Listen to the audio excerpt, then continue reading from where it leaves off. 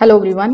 If your Lorex security camera keeps going offline, you can try these easy fixes that I'm about to show you in this video step by step.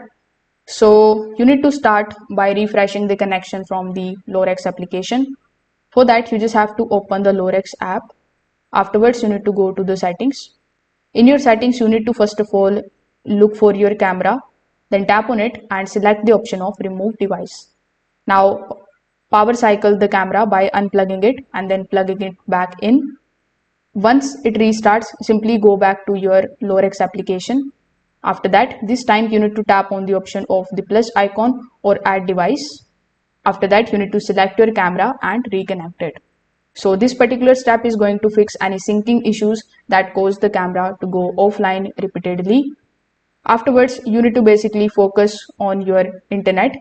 Just make sure that your Wi-Fi is stable and it is not overloaded with too many devices.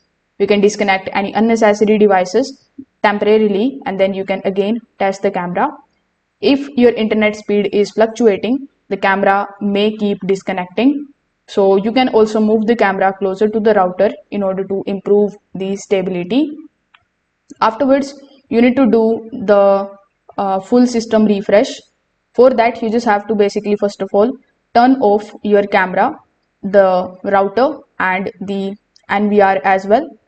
After that, you just have to wait for 30 to 60 seconds and then you need to turn everything back on.